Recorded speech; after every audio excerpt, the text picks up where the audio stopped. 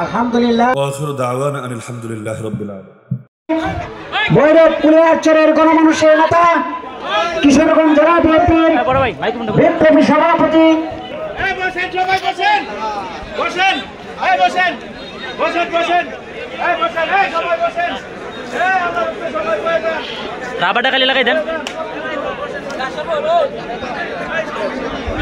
আসসালামু আলাইকুম।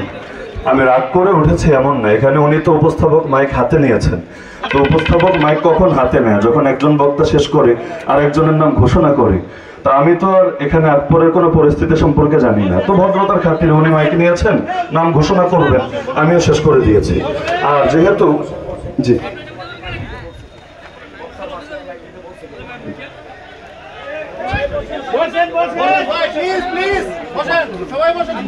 প্লিজ আমরা সকলেই বসি ভাই, হুজুর বয়ান শেষ করেন, আমরা সকলেই একটু বসি, ধৈর্য ধারণ করে বসি।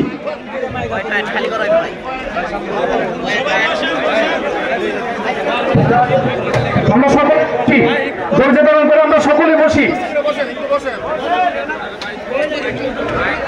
আমার কথা এমনিতে শেষের দিকে, মূল আলোচনাটা আমি শেষ করি। সবাই বসি, যারা দাঁড়িয়ে আছে বসে থাকি। তো বলছিলাম, দুনিয়াতে যত মানুষ আছে আল্লাহ তাআলার নজরে সবাই হলো দুই দল।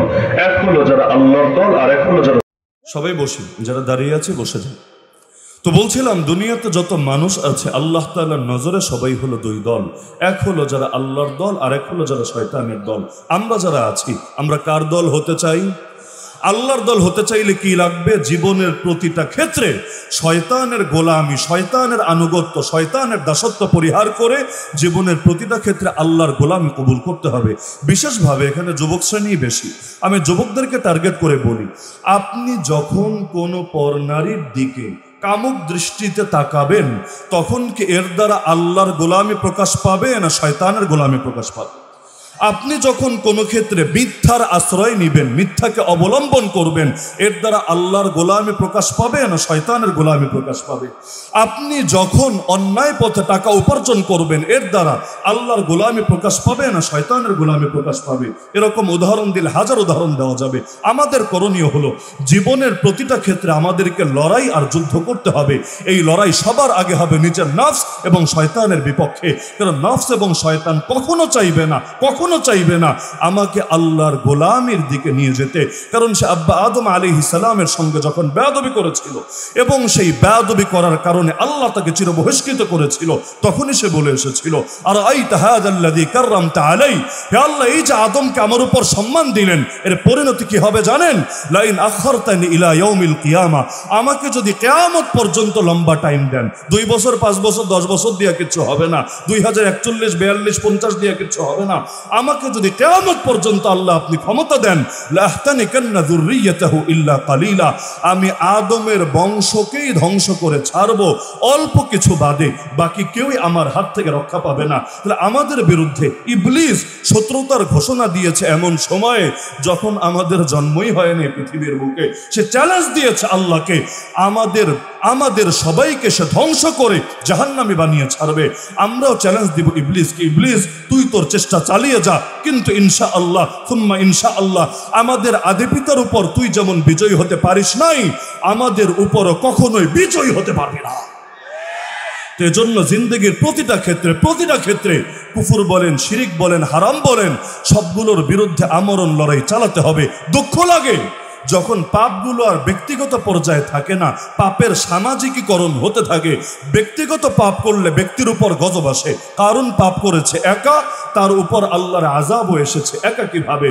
আল্লাহ বলেন, ফাখাসাফনা বিহি ওয়া বিদারিহিল আরদ, আমি ওকে ওর বাড়ি সহ ধসিয়ে দিলাম মাটির বুকে।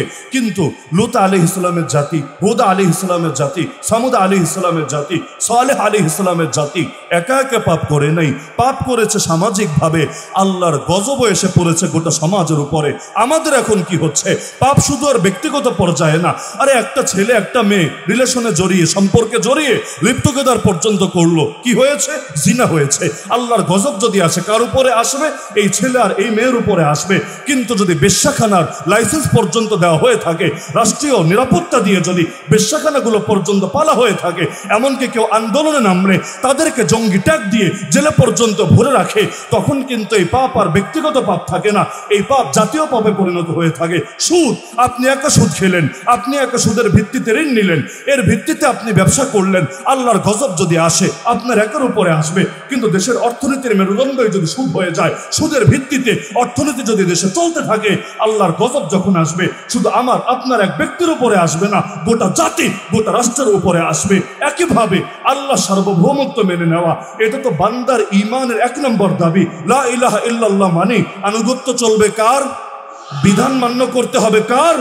মসজিদেও আল্লাহর গোলামি, মাদ্রাসায়ও আল্লাহর গোলামি, চাকরিতেও আল্লাহর গোলামি, ব্যবসায়ও আল্লাহর গোলামি, মাহফিলও আল্লাহর গোলামি, তাবলীগও আল্লাহর গোলামি, আত্মশুদ্ধির লাইনেও আল্লাহর গোলামি, পার্লামেন্টেও আল্লাহর গোলামি, কোর্ট কাচারিতেও আল্লাহর গোলামি। এমন তো না নামাজ পড়বো আল্লাহর বিধান অনুসারে, কিন্তু বিচার করব অন্য কারো বিধান অনুসারে। কোরআন যদি আমাকে দেওয়া হয়, কোরআন দিয়ে বিচার করে দেন না, এতে আমার কল্লা কাটা গেল আপত্তি নাই, আর আমার বেকসুর খালাস হলে আপত্তি নাই। কারণ দুনিয়া সবাই ঠকাতে পারে, আল্লাহ ঠকাবে না। সব আইনে ভুল থাকতে পারে, আল্লাহর আইনে ভুল থাকবে না।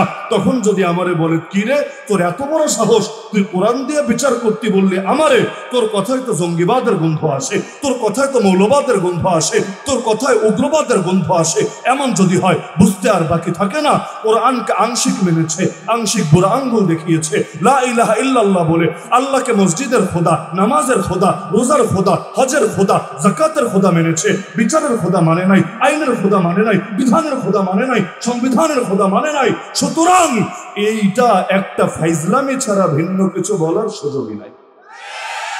এমনকি এখন তো সেই ৭২-এর যে কুফরি সংবিধান, আল্লাহর সার্বভৌমত্ব অস্বীকার করা সকল ক্ষমতার উৎস জনগণ, আপডেট হতে হতে গত 1 বছর ধরে হুজুররাও কত আশা নিয়ে বারবার গিয়ে বৈঠক করেছে।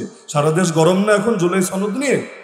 সবার তো খুব ফ্যান্টাসি, খুব আগ্রহ, কিন্তু আমি শুধু চিন্তা করি ফার্স্ট টু লাস্ট আল্লাহর নামটা কই?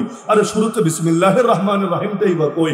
আল্লাহর উপর আস্থা বিশ্বাসের কথাটাই বা কই? তাহলে এত হুজুর যে এত সময় দিল, কেউ মাহফিল বাদ দিয়ে, কেউ মাদ্রাসা ফেলে, কেউ মসজিদের দায়িত্ব ফেলে, এর লাভটাই বা কই? যদি আল্লাহর কথাই না থাকে, আল্লাহর ক্ষমতাই স্বীকার না করা হয়ে থাকে, তাহলে এত কিছু দিয়ে আমাদের হবেটা কি? সবকিছু নিয়ন্ত্রণ কার হাতে? তো নিয়ন্ত্রণ যদি আল্লাহর হাতে হয়, গোলামিও তো সে আল্লাহর করতে হবে। আল্লাহর গোলামি করার পর বাকিগুলোর দাম আছে, কিন্তু যিনি সৃষ্টি করলেন, যিনি বিধান দিলেন, যার হাতে সর্বময় ক্ষমতা, তারই যদি বুড়া আঙ্গুল দেখানো হয়, বাকি সব উন্নতি, বাকি সব সংস্কার, এগুলো জাস্ট একটা বকওয়াস আর ধোঁকাবাজিতে পরিণত হবে। সুতরাং আমাদের সবাইকে কোরআনের সেই আয়াতের আলোকে কার দল হতে হবে? বাস দল দুনিয়াতে 2টা, এর বাইরে 3 নাম্বার দলাদলি সুযোগই নয়। বাকি সব দলই বিভক্তি, দল 2টা। এক হলো আল্লাহর দল, যারা নিজেদের জান দিয়ে হলো আল্লাহর গোলামি করে, আর এক হলো শয়তানের দল, যারা ইবলিস আর শয়তানের এজেন্ডাগুলো খুঁজে সমাজে বাস্তবায়ন করে, সেটা যেই নামেই হোক না কেন অথবা নাম ছাড়াই হোক না কেন।